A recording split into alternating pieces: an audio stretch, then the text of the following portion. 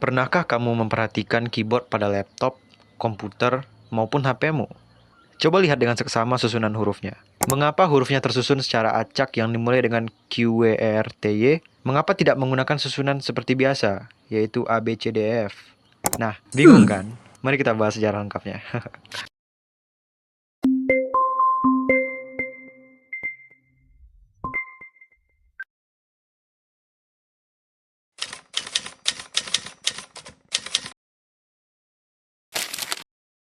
Format susunan huruf Q, W, E, R, T, Y atau yang biasa disebut sebagai QWERTY yang terdapat pada keyboard sekarang sebenarnya telah digunakan sejak dulu dan awalnya digunakan pada mesin tik. Format susunan huruf tersebut tidak muncul secara tiba-tiba, melainkan melalui berbagai eksperimen sejak pertengahan abad ke-19. Beberapa mesin tik paling awal bahkan menggunakan susunan huruf alfabetis, yaitu A sampai Z, karena pada masa itu belum ada penelitian mengenai efisiensi pengetikan. Salah satu contoh awal adalah mesin tik Cembalo Scrivano yang dikembangkan sekitar tahun 1847 oleh Giuseppe Ravizza. Mesin ini memiliki tombol yang menyerupai tuts piano dan susunan hurufnya alfabetis. Ravizza mengembangkan sekitar 16 prototipe antara tahun 1847 hingga awal 1880-an. Pada tahap awal ini, tujuan utama mesin tik adalah memungkinkan orang menulis lebih cepat daripada tulisan tangan, sehingga perhatian terhadap tata letak huruf masih sangat terbatas. Pada dekade berikutnya, beberapa penemu lain mulai mengembangkan mesin tik dengan variasi desain yang berbeda. Salah satunya adalah mesin tik yang dikembangkan oleh Charles Turber pada tahun 1850-an, yang juga masih menggunakan susunan huruf yang alfabetis. Mesin tik awal seperti ini biasanya menempatkan huruf dalam beberapa baris sederhana yang mengikuti urutan alfabet. Namun, seiring meningkatnya kemampuan pengguna dalam mengetik dengan cepat, muncul masalah mekanis pada mesin tik. Sistem mesin tik bekerja menggunakan batang logam yang disebut type bar, di mana setiap tombol terhubung dengan batang logam yang akan memukul pita tinta ke kertas. Ketika dua huruf yang berdekatan ditekan secara cepat, batang-batang logam tersebut dapat bergerak bersamaan dan saling bertabrakan, sehingga mesin menjadi macet. Kondisi ini mengharuskan pengguna menghentikan proses mengetik untuk memperbaiki posisi batang logam secara manual. Salah satu inovasi penting dalam sejarah mesin tik muncul pada tahun 1865 melalui mesin tik Hansen Writing Ball yang diciptakan oleh Rasmus Molling Hansen. Mesin ini memiliki desain yang sangat berbeda dari mesin tik sebelumnya, karena tombol-tombolnya ditempatkan pada permukaan setengah bola. Berbeda dengan mesin tik alfabetis, Hansen menyusun huruf berdasarkan frekuensi penggunaan dalam bahasa. Hansen menempatkan huruf yang sering digunakan pada posisi yang lebih mudah dijangkau oleh jari pengguna. Pendekatan ini bertujuan untuk meningkatkan kecepatan mengetik sekaligus mengurangi masalah mekanis yang terjadi pada mesin tik sebelumnya. Perkembangan berikutnya terjadi ketika Christopher Latham Scholes mulai mengembangkan mesin tiknya pada akhir 1860-an.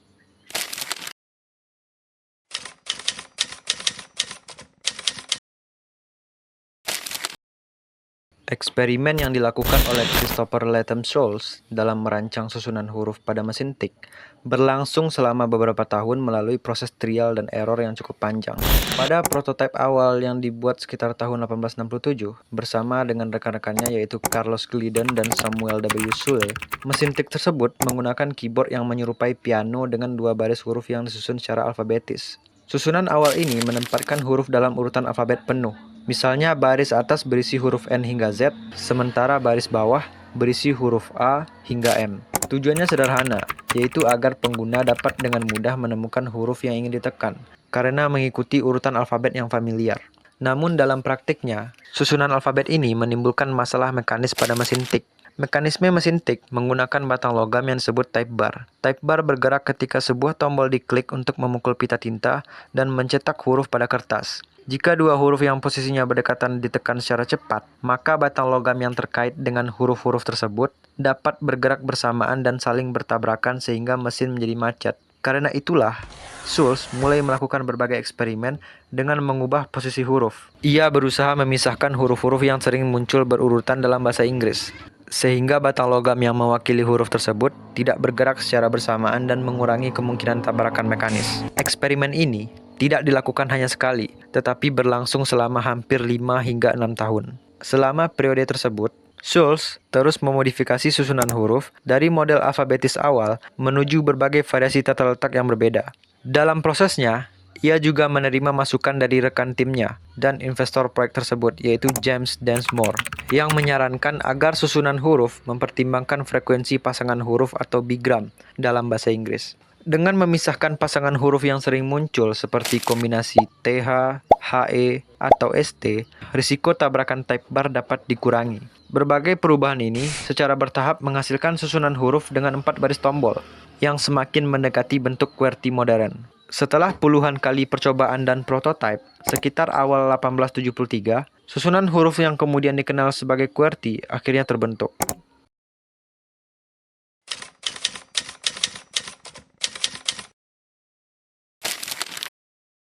Susunan huruf QWERTY mulai memperoleh pengakuan luas ketika mesin tik hasil rancangannya diproduksi secara komersial.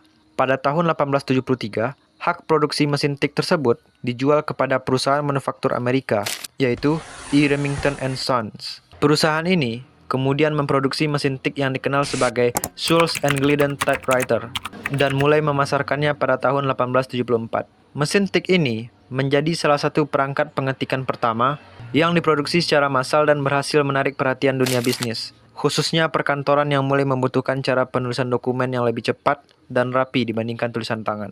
Keberhasilan komersial mesin tik Remington membuat susunan huruf QWERTY secara bertahap menjadi standar dalam industri mesin tik. Banyak perusahaan, kantor pemerintahan, serta institusi pendidikan mulai mengadopsi mesin tik tersebut untuk kegiatan administrasi. Selain itu, muncul pula sekolah-sekolah pelatihan mengetik yang mengajarkan teknik mengetik menggunakan susunan QWERTY. Proses pelatihan ini secara tidak langsung memperkuat posisi QWERTY sebagai standar, karena para operator mesin tik yang telah terlatih dengan layout tersebut akan cenderung menggunakan mesin tik dengan susunan huruf yang sama di tempat kerja mereka. Perkembangan penting lainnya terjadi pada tahun 1878, ketika Remington merilis model baru mesin tik yang dikenal sebagai Remington No. 2. Mesin tik ini memperkenalkan tombol shift yang memungkinkan pengguna mengetik huruf besar dan huruf kecil menggunakan tombol huruf yang sama. Inovasi ini membuat mesin tik menjadi lebih praktis dan semakin diminati oleh pengguna. Karena mesin tik Remington tersebut telah digunakan secara luas di berbagai sektor industri, maka perusahaan-perusahaan lain yang memproduksi mesin tik akhirnya juga ikut mengadopsi susunan huruf yang sama, supaya produk mereka tetap kompatibel dengan keterampilan mengetik yang sudah dimiliki oleh para pengguna.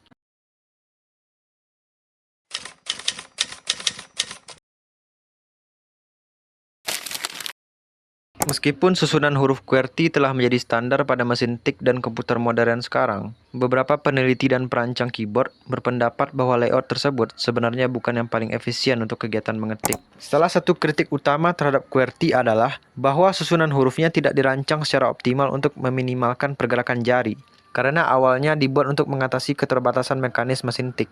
Beberapa huruf yang sering digunakan justru ditempatkan cukup berjauhan, sehingga pengguna harus menggerakkan jari lebih banyak saat mengetik.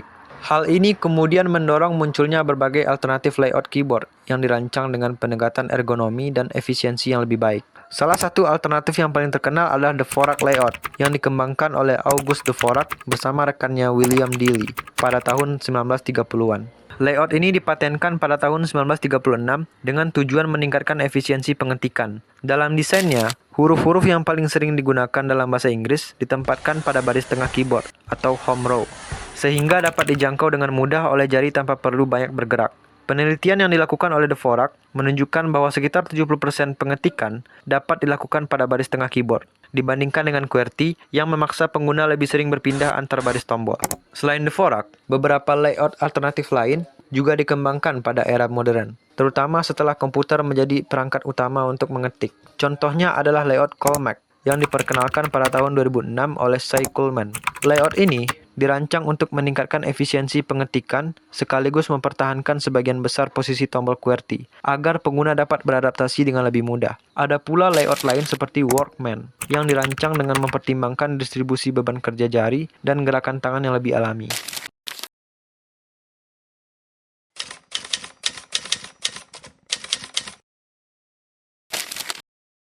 Meskipun berbagai penelitian menunjukkan kalau terdapat susunan keyboard yang secara teoritis lebih efisien dibandingkan QWERTY, tetapi layout ini tetap dipertahankan. Salah satu alasan utamanya adalah karena QWERTY telah terlebih dahulu menjadi standar pada mesin tik selama beberapa dekade. Ketika komputer mulai digunakan untuk pengetikan dokumen, para pengguna, terutama pekerja kantor, sekretaris, dan operator mesin tik sudah terlatih menggunakan keyboard dengan susunan QWERTY. Oleh karena itu, produsen komputer memilih mempertahankan layout tersebut agar pengguna tidak perlu mempelajari sistem pengetikan yang baru.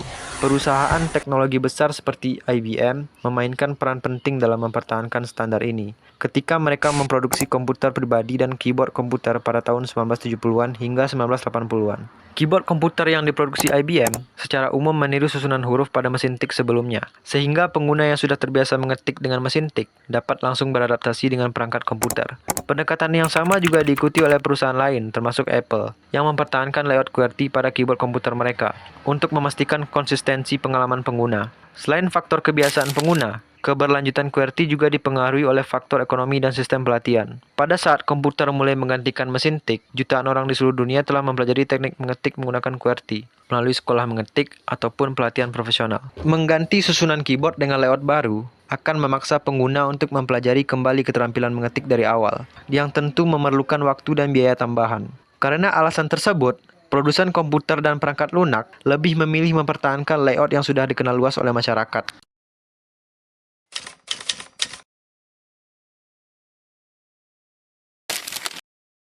Penggunaan QWERTY pada komputer modern bukan semata-mata karena desainnya paling efisien, melainkan karena faktor historis dan sosial yang telah membentuknya menjadi standar global. Layout yang awalnya dirancang untuk mengatasi keterbatasan mekanis mesin tik pada abad ke-19, akhirnya tetap digunakan pada teknologi komputer abad ke-20 dan ke-21. Hal tersebut karena format QWERTY sudah terlanjur menjadi kebiasaan yang diterima secara luas oleh pengguna di seluruh dunia.